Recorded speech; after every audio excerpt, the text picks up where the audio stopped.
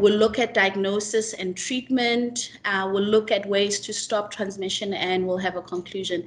There's a lot when it comes to extrapulmonary TB, and I hope that through this presentation, I'll be able to summarize it for you and ignite a passion for you to actually further your knowledge when it comes to extrapulmonary TB. So in 2018, 2019, a study was done to basically look at people in the world. So we've got approximately 8 billion people in the world, and 2 billion of these people were infected with TB. Okay, so they didn't have active TB, they just had what we would call latent TB.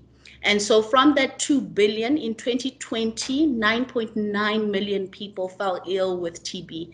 And this ranges from between 9 to 10 or 11 million people that were diagnosed with TB in 2020. 5.8 million people were reported to have access to treatment, and this is down from 7.1 million in 2019. And we'll discuss the reasons why less people actually had access to treatment. Approximately 4.1 million people were not diagnosed. So that's a really big gap, and we'll look at the countries that actually accounted for that 4.1 million gap. Okay, so these top 8 countries, I can say, contribute to 2/3 of people globally that had TB in 2020. And unfortunately, South Africa is part of that top 8.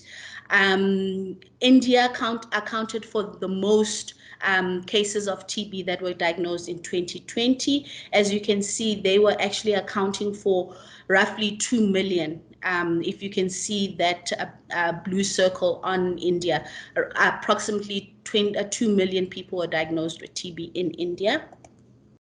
And if you remember from the slide, I spoke about the 4.1 million gap that was recognized in 2020, and that came from 10 countries, South Africa also being one of those. So 10 of these countries actually accounted for the gaps of the people that were undiagnosed with TB. And India, once again, was number 1. Okay. Approximately 1.5 million people died from TB in 2020. And of those, 214,000 were people that were living with HIV. And as you may know, that TB is the leading killer of people that are living with HIV. 376,000 people living with HIV were diagnosed with TB, and as I mentioned previously, that 214 actually died in 2020 from TB. And 88% of people that are HIV positive were actually able to access life-saving HIV treatment. When we look at drug-resistant TB, 150,000 people were started on drug-resistant TB treatment, and that actually decreased by 15% from 2019. And as I mentioned before, we spoke about that gap, and the gap, as well as this drop of people that were treated for drug-resistant TB, was accounted mostly because of COVID.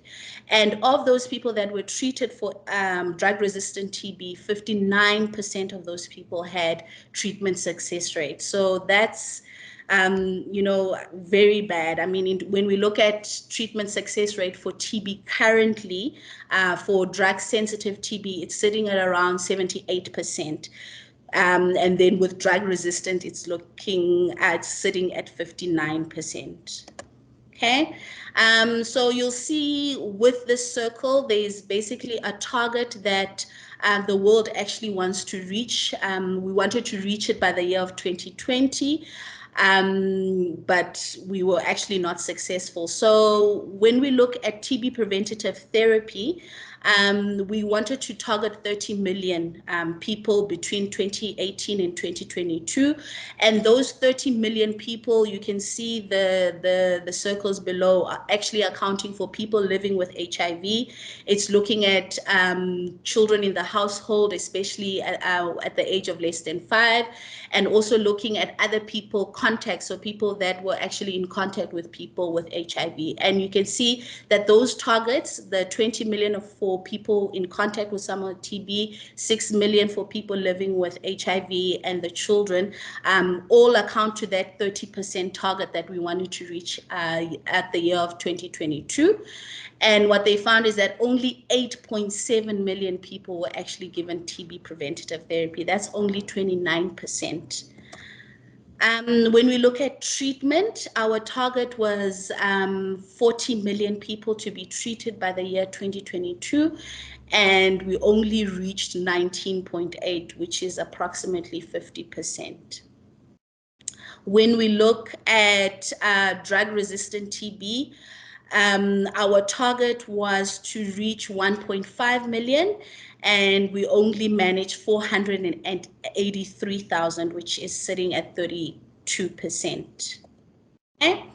So as I mentioned before, is COVID actually had a negative impact when it comes to TB treatment and providing TB services. What we found is that in 2020, we had an increase in TB deaths for the first time in over 10 years, over a decade. Fewer people were diagnosed and treated for TB, and fewer people received TB preventative therapy. Fewer resources were actually allocated to TB in terms of research and development, as well as other TB services. And looking at it, the impact of COVID-19 has actually set us back in terms of TB by more than 10 years.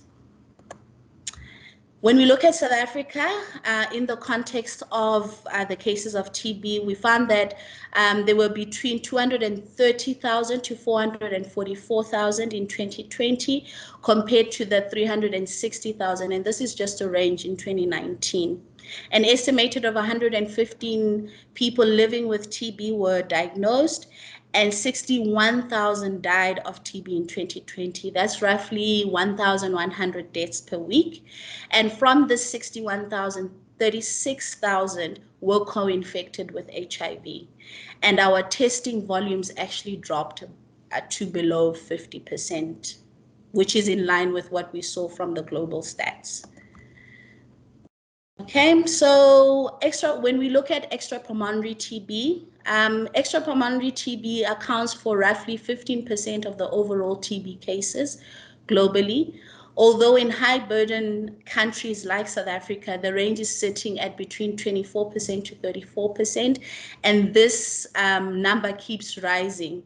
When the global TB report actually is released for 2021, we'll actually see the number actually increase, but we'll only get that, I think, in April.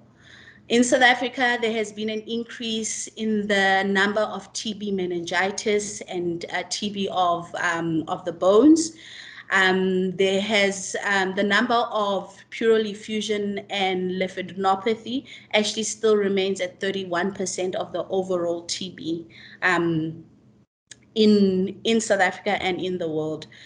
Therefore, the common sites of extrapulmonary TB are your lymph nodes, your pleura, as well as your urogenital. And just to give you a brief stat, I work in Tembisa and I work in an HIV and TB clinic. And just looking at the end of January and the beginning of March, we saw roughly 50 people that were diagnosed with extrapulmonary TB, and 22 of those people were actually urogenital TB. So urogenital TB is actually quite, it's more common than previously thought. Okay, so looking at just some brief definitions, I've been mentioning TB. So TB is basically a bacteria, we call it Mycobacterium tuberculosis. EPTB, which you'll see in my slides, basically stands for extrapulmonary TB, and that's TB occurring in sites either in the lungs. And then DSTB stands for drug-sensitive TB, and DRTB stands for drug-resistant TB, and we'll speak about that further.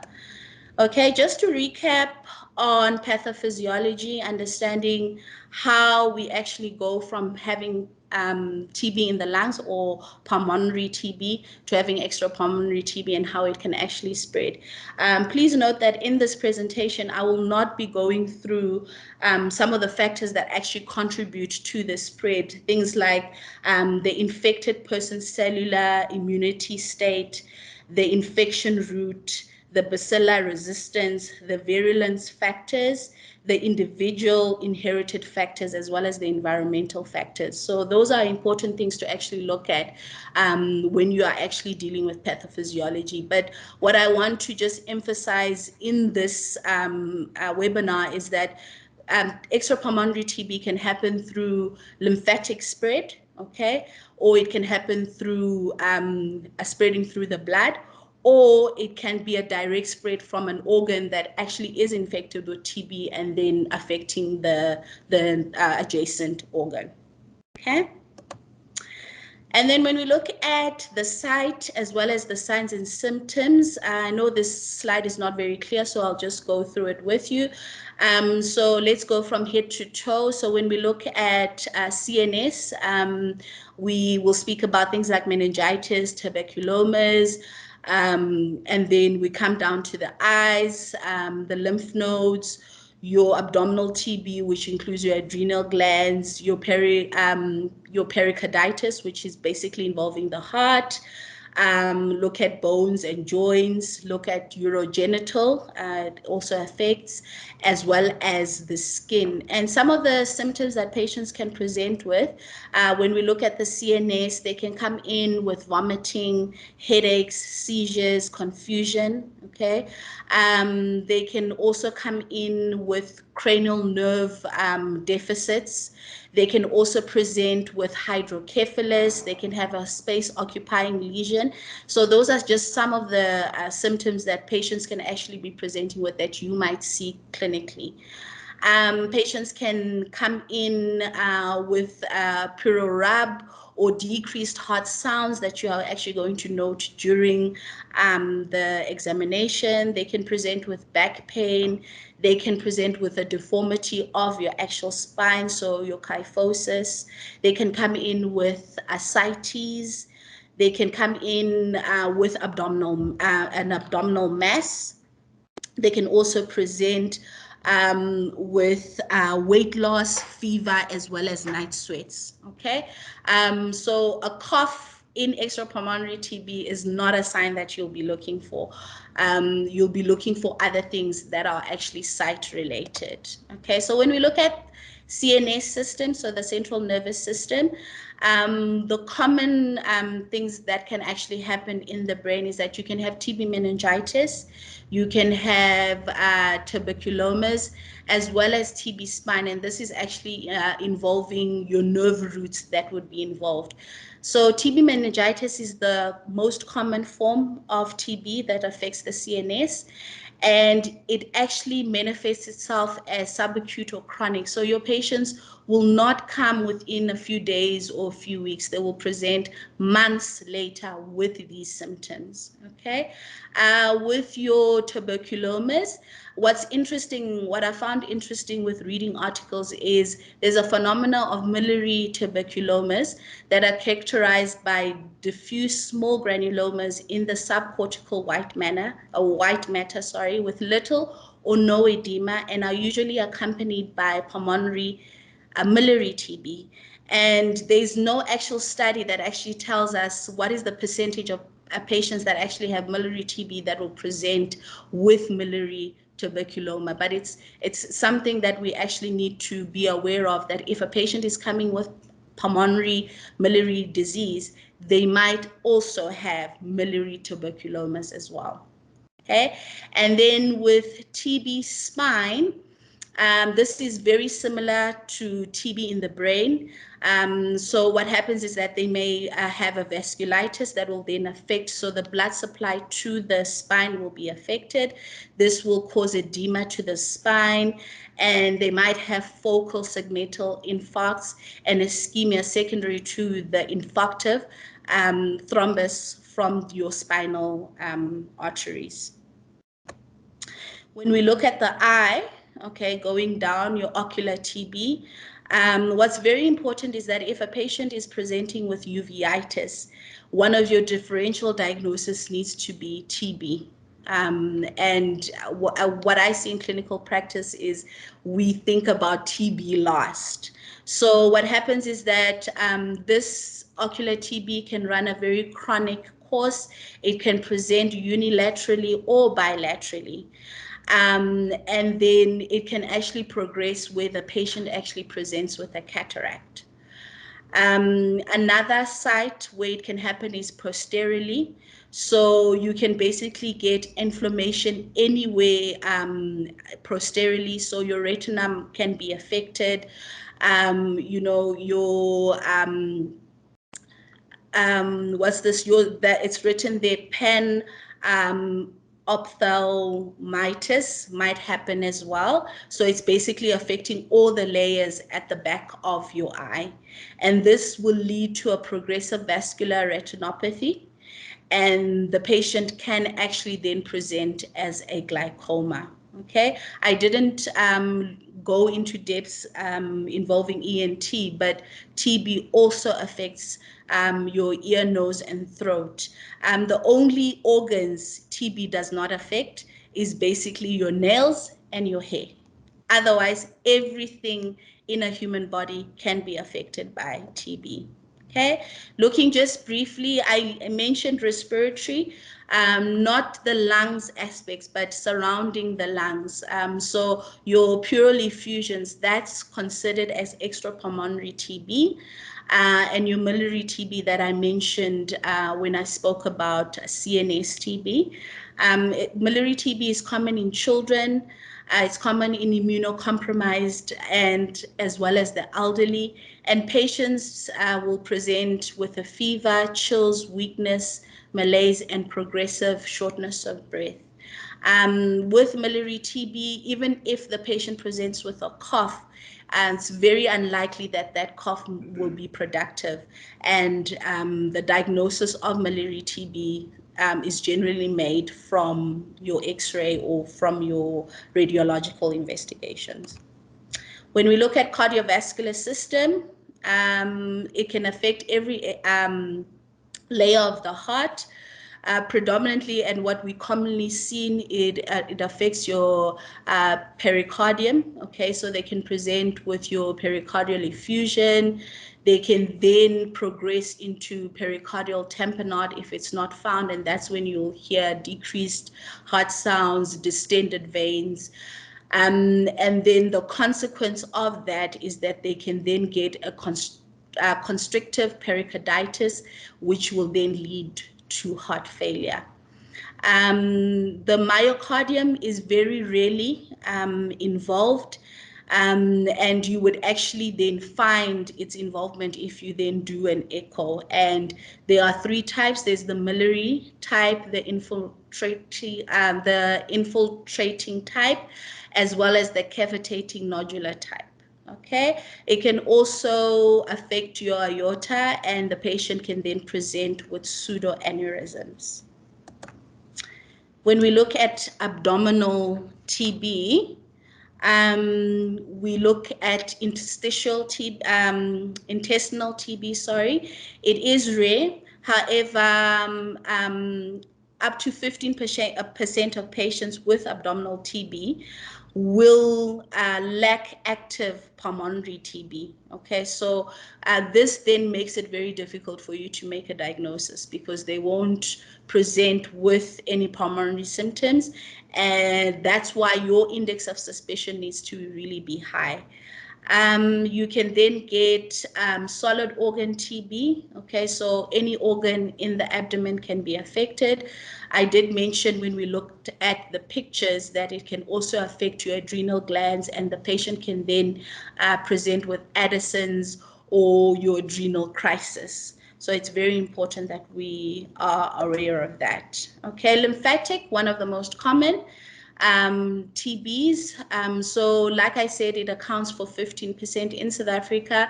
It's sitting at 31%, and different, not just tuberculosis can affect your nodules, even non-tuberculosis can affect it, like your avium. We call it roughly MOT.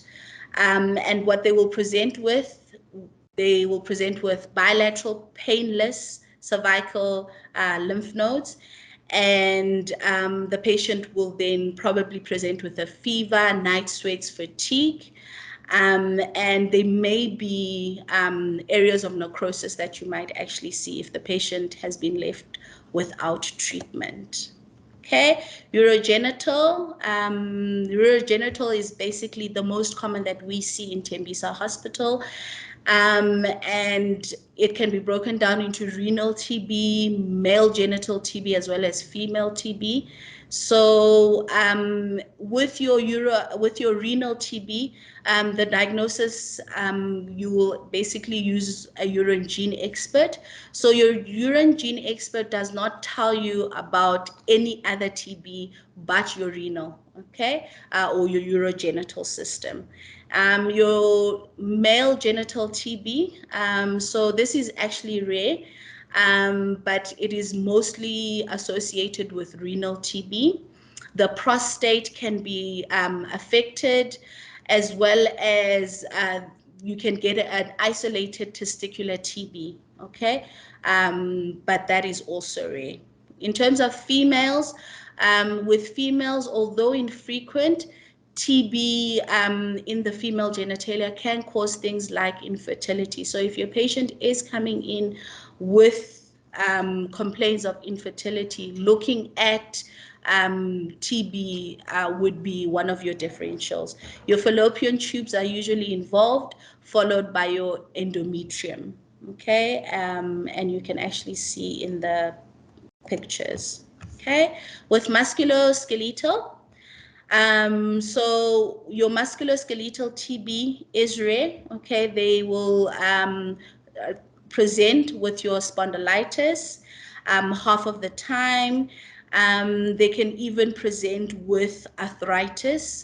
For me, basically reading up on this, I started thinking, we diagnose a lot of patients with osteoarthritis, not actually fully investigating that patient. So it is warranted to actually look for TB, especially in your immunocompromised patients, okay? And this usually with arthritis, it will affect your knees as well as the hip, okay?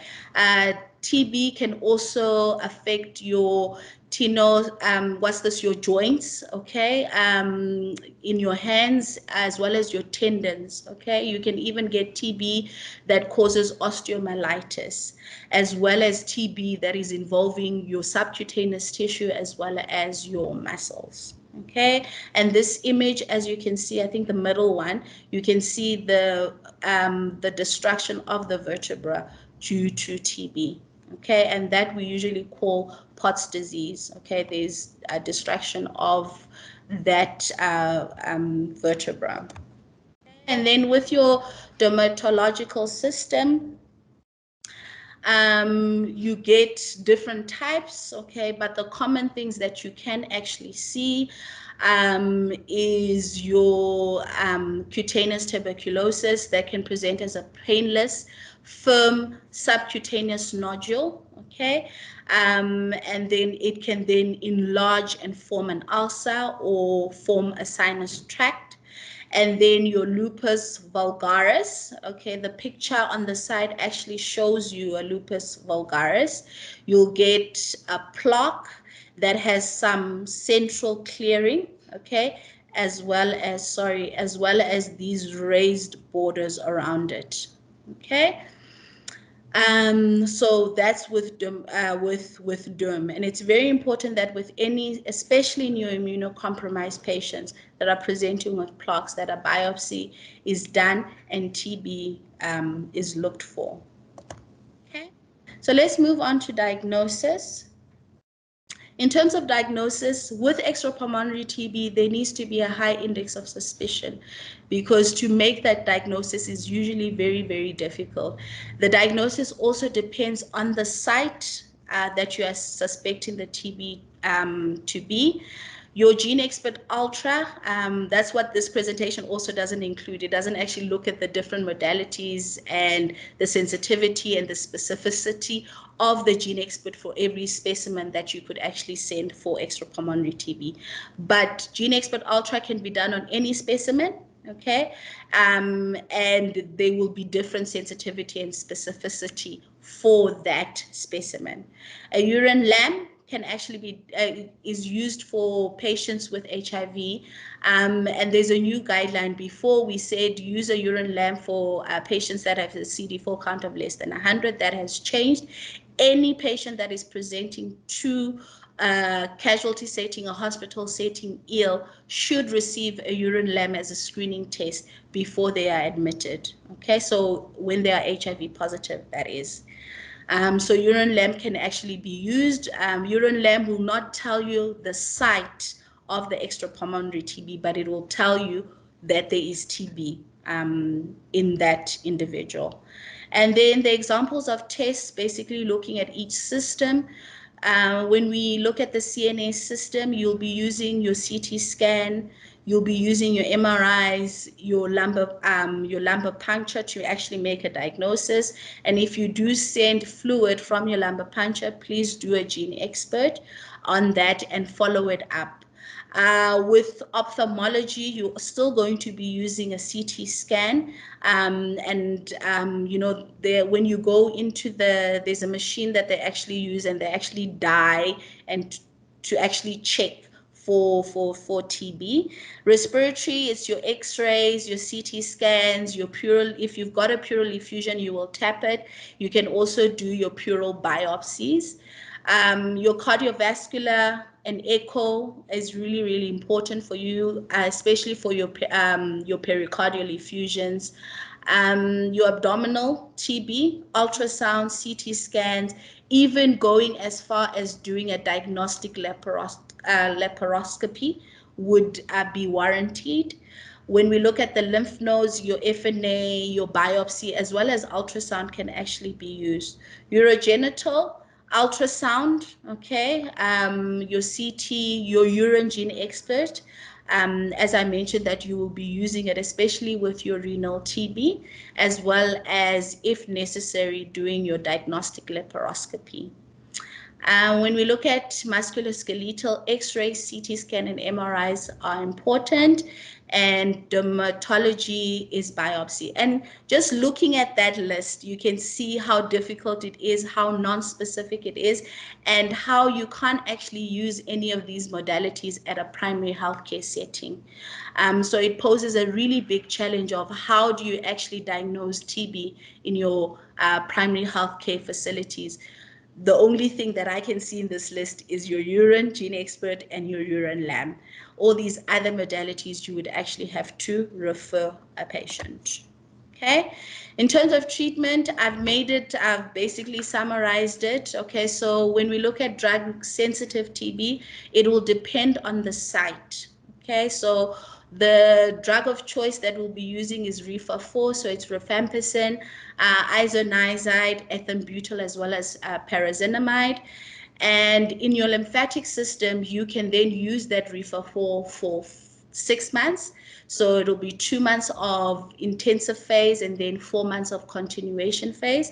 When we look at the respiratory, so your pleural effusion, your miliary TB, your abdominal TB, your skin TB, urogenital, as well as CNS, you want that patient to be on treatment for at least 9 months. So you'd still do 2 months of continuation, of intensive phase, and then another 7 months of continuation phase. When it comes to musculoskeletal, that is treated differently, and it should actually be followed up at a at a hospital level by whether you've got orthopedic surgeons or by MOs that actually know how to treat your musculoskeletal, because you need 12 months of Rifampicin. So when it comes to musculoskeletal, there is no 2 months of intensive phase, and then the rest is continuation phase. You actually do 12 months of refer 4, and this is based on a study that was done in Cape Town a couple of years ago, and they looked at the penetration of your TB drugs into your actual bones as well, and they found that it's actually really low. You actually need 12 months of refer 4 to cure that TB in your musculoskeletal system. And then looking at drug-resistant TB, so you get uncomplicated and complicated cases. So your uncomplicated would be your lymphatic and your respiratory system. And with your respiratory, it can't be that patient has a pleural effusion, cavities, collapsed lung, and then you want to put them on uncomplicated short regimen. You'd actually have to move that patient to long regimen.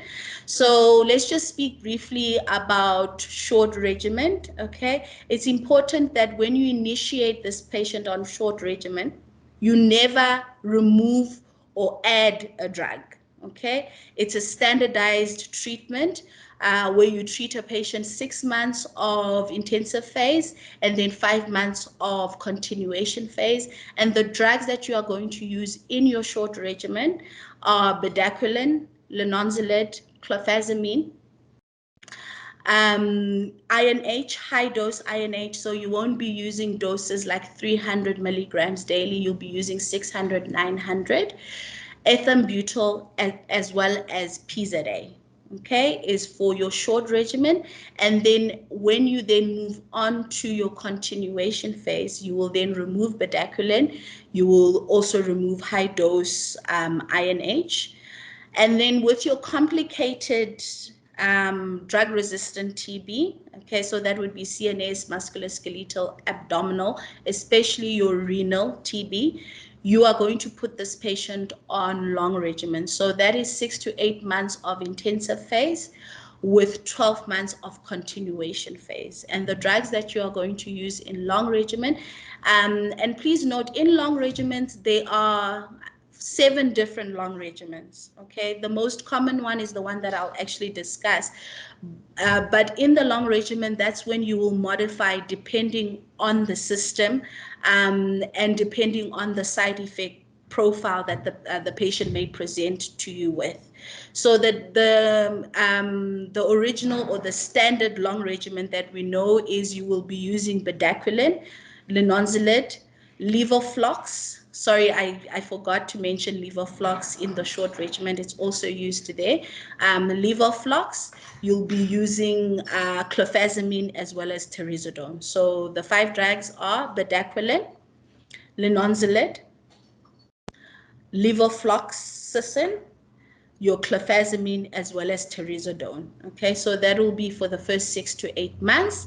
And then from the 12 months, you'll remove bedaquiline as well as linonselid, and you'll be left with 3. You'll be left with levofloxacin, clofazimine, as well as trazodone for the next 12 months. So that's treatment of complicated extrapulmonary TB. And then just briefly to mention before we end ways to stop TB transmission, it's important for us to look at all of this if we want to actually stop or end TB by the year. Initially, we had said the year 2030, but now we're looking at 2050. Okay, so there needs to be implementation of effective preventative strategies. So we need people to actually be put on TB preventative therapy. There needs to be early diagnosis and treatment of active TB. We need prevention of active TB in the latently infected individuals. And like I mentioned, the latent people that are infected with TB globally is roughly 2 billion. So we need to make sure that those 2 billion people with latent TB are monitored, and if they then progress, and we actually prevent them going into active TB. Okay. The next thing that we actually need to look at is your vaccination. So making sure that children are being vaccinated, your BCG vaccination is being done. and to actually look at developing vaccines even for the older population and even the elderly, to ensure continued surveillance for infected patients.